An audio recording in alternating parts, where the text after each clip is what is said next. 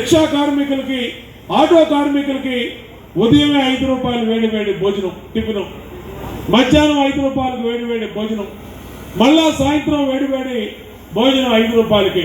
అంటే ఒక పేదవాడు జీవించడానికి రోజుకు 15 రూపాయలు ఖర్చుతో, నెలకి 450 రూపాయలు ఖర్చుతో ఒక మనిషి బతికే విధంగా ఆలోచన చేసింది తెలుగుదేశం ప్రభుత్వాన్ని సందర్భంగా గుర్తు చేస్తా ఉన్నా.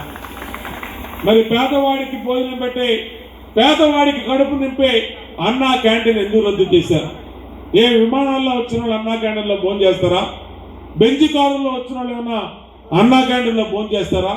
ఇవాళ పేదవాడికి కొట్టినట్టుగా అన్నా క్యాంటీన్ తీసేశారు. మనకు ఇచ్చే పండగ కానుకలు తీసేశారు. చనిపోతే వచ్చే చంద్రన్న బీమా తీసేశారు.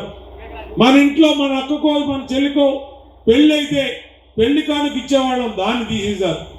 అన్ని రకాలుగా ఈ నవరత్నాల పరిపాలన వచ్చి అన్ని రకాలుగా పేద బడుగు బలహీన వర్గాల జీవితాన్ని మారుమారు చేసింది, తల్లకిందలు చేసింది ఈ సందర్భంగా గుర్తు చేస్తా ఉన్నా. రేపు రాబోయే ఎన్నికలు ఈ రాష్ట్రాన్ని మళ్ళా గాడిలో పెట్టుకోవడం కోసం, మళ్ళా దెబ్బతిన్న పేద వర్గాల్ని నిలబెడటం కోసం కడిగిన ముత్యం లాంటి పవర్ స్టార్ పవన్ కళ్యాణ్ గారు, అలాగే 3 సార్లు సుదీర్ఘ అనుభవం కలిగి ముఖ్యమంత్రిగా పనిచేసినటువంటి ఈ రాష్ట్ర మాజీ ముఖ్యమంత్రి చంద్రబాబు నాయుడు గారు ఈ కేంద్రంలో అధికారంలో ఉన్నటువంటి ఎన్డీఏ కూటమితో కలిసి రేపు ఎన్నికలకు రాబోతా ఉన్నారు. ఇవాళ అందరం కూడా యువతున్నాం. ఇక్కడ దగా పడిన యువత రేపు మన అందరం కూడా పవర్ స్టార్ పవన్ కళ్యాణ్ వెనక నిలబడాలని మీ అందరికీ ఈ సందర్భంగా గుర్తు చేస్తా ఉన్నా. ఎందుకంటే ఎన్ని మాటలున్నారండి ఆయన్ని. ఏ రోజైనా ప్రభుత్వం నుంచి 1 రూపాయి అవినీతి చేశాడు ఆ పవర్ స్టార్ పవన్ కళ్యాణ్? ఏ రోజైనా ఒక మచ్చ ఉందా చంద్రబాబు నాయుడు అనే వ్యక్తికి? రైతులు చనిపోతే సినిమాల్లో వచ్చిన డబ్బుల్ని, తన కష్టార్జితమైన డబ్బుల్ని కోట్ల రూపాయలు పవర్ స్టార్ పవన్ కళ్యాణ్ ఆయన సొంత డబ్బులతో రైతులకు ఇచ్చి ఆదుకున్నాడు, పేదవాళ్ళకి ఇచ్చి ఆదుకున్నాడు, అనేక వికలాంగులకు ఇచ్చి ఆదుకున్నాడు జరిగింది. మరి ఈ రోజున 2019లో ఒక్క ఛాన్స్ ఇవ్వండి, మీ అందరి తలరాతలను మారుస్తాను, మిమ్మల్ని అందరినీ లక్షాధికారులు చేస్తాను, కుబేరులు చేస్తానని ఒక్క ఛాన్స్ అడిగి అధికారంలో వచ్చిన జగన్మోహన్ రెడ్డి పరిపాలనలో ఏ విధంగా ఉందనేది 2 పరిపాలనల్ని బేరీజు వేసుకోవాలి. ఎందుకంటే రేపు రాబోయే ఎన్నికలు చాలా కీలకమైన ఎన్నికలు. గతంలో తెలుగుదేశం ప్రభుత్వంలో ప్రతి కుటుంబానికి జననం నుంచి మరణం దాకా, పుట్టుక నుంచి చావు దాకా తెలుగుదేశం ప్రభుత్వం అండగా ఉండేది. ఆ రోజున ఒక మహిళ గర్భం ధరించి బిడ్డల కంటే ప్రభుత్వ హాస్పిటల్లో డబ్బులు ఇచ్చేవాళ్ళం, పుట్టిన బిడ్డకి ఎన్టీఆర్ కిట్ ఇచ్చేవాళ్ళం, బాలింతరాలను తల్లికి బస్సు తారకం కిట్ ఇచ్చి తల్లి బిడ్డల ఎక్స్ప్రెస్ ద్వారా ఎక్కడ కావాలంటే అక్కడ ఇంటి దగ్గర క్షేమంగా దింపేవాళ్ళం. తెల్ల రేషన్ కార్డులో ఉన్నటువంటి 3 కానీ 4 కానీ 5 కానీ కుటుంబ సభ్యుల్లో దురదృష్టవశాత్తు ఎవరు చనిపోయినా చంద్రన్న బీమా ఇచ్చేవాళ్ళు. చంద్రన్న బీమా తరఫున ఆ రోజున సహజంగా మరణిస్తే 2 లక్షల రూపాయలు, డెడ్ బాడీ అక్కడ ఉండగానే 5,000 మట్టి ఖర్చులకు ఇచ్చేవాళ్ళు. 11వ రోజు దశదిన కర్మలోపు, పెద్ద కర్మలోపు 1,95,000 రూపాయలు ఇచ్చేవాళ్ళం. ప్రమాదంలో చనిపోతే 5 లక్షల రూపాయలు ఇచ్చేవాళ్ళం. మరి ఏ దేశం హయాంలో పేదవాళ్ళు చనిపోతే ఇచ్చే బీమా డబ్బుల్ని ఈ జగన్మోహన్ రెడ్డి నేను అధికారంలోకి వచ్చి ఉద్ధరిస్తానని చెప్పినటువంటి వైసీపీ ఎందుకు కొనసాగించలేకపోయింది? ఎందుకు తీసేసింది? ఇవాళ 2019లో జగన్మోహన్ రెడ్డి అధికారంలోకి వచ్చినాక కరోనా వచ్చింది. ఆ కరోనా కష్టకాలంలో కనీసం చనిపోయిన వాళ్ళకి అంతిమ క్రియలు, కర్మక్రియలు చేయడానికి కూడా శ్మశానాల్లో 2 రోజులు 3 రోజులు వేచి ఉండాల్సినటువంటి సమయం ఆసనమైంది. ఇంత ఇబ్బందుల్లో వందల మంది, వేల మంది ఈ రాష్ట్రంలో చనిపోతే ఒక్కడికైనా ప్రభుత్వం నుంచి బీమా అనేది 1 రూపాయైనా వచ్చిందని ఆలోచన చేయమని సందర్భంగా కోరుతా ఉన్నా. తెలుగుదేశం హయాంలో పెళ్ళంటే ఆడపిల్ల పెళ్ళంటే డబ్బులు ఇచ్చేవాడు, పండుగ వస్తే సంక్రాంతి వస్తే సంక్రాంతి కానుక ఇచ్చేవాడు, క్రిస్మస్ వస్తే క్రిస్మస్ కానుక ఇచ్చేవాడు, అలాగే రంజాన్ వస్తే రంజాన్తో పాటు నేనుండే ఇంత 4 అడుగులు నన్ను చూడాలంటేనే ఫస్ట్ ఫ్లోర్లో ఉన్న వ్యక్తిని చూడాల్సినటువంటి పరిస్థితి.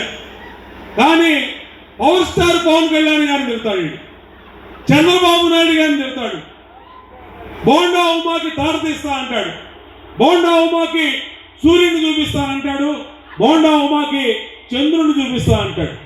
అరే ఎల్లంపల్లి, బోండా ఉమా అనేవాళ్ళు ఆకాశం లాంటి వ్యక్తిరా, బోండా ఉమాని గుర్తు చేస్తా ఉన్నా.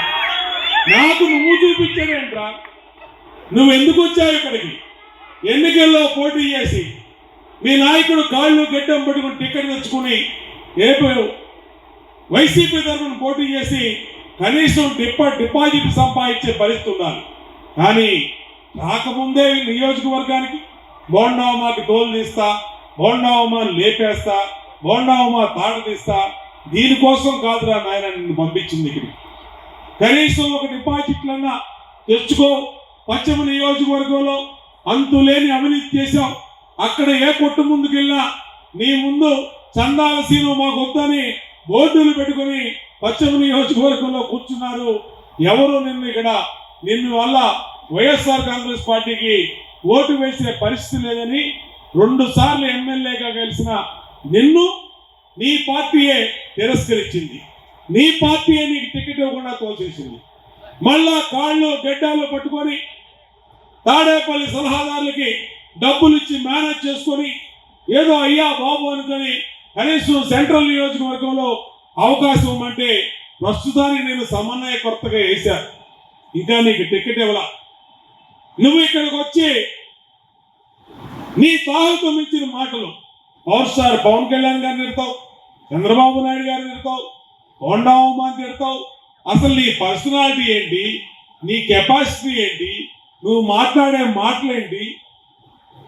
కాబట్టి రేపు ఇతను వెల్లంపల్లి సీను అనేవాడికి ఓటు ద్వారా సమాధానం చెప్పాలి. ఓటు ద్వారా సమాధానం చెప్పాలి.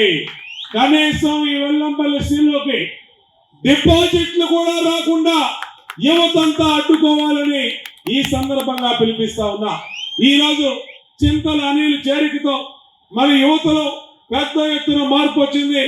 యువత పెద్ద ఎత్తున చింతల అనిల్ సారథ్యంలో తెలుగుదేశం పార్టీ జనసేన కూటమికి మద్దతు ఇస్తున్నటువంటి తరుణంలో రేపు చింతల అనిల్కి ఖచ్చితంగా పార్టీలో తగిన ప్రాధాన్యతనిచ్చి ప్రోత్సహిస్తామని కూడా ఈ సందర్భంగా గుర్తు చేస్తా ఉన్నా.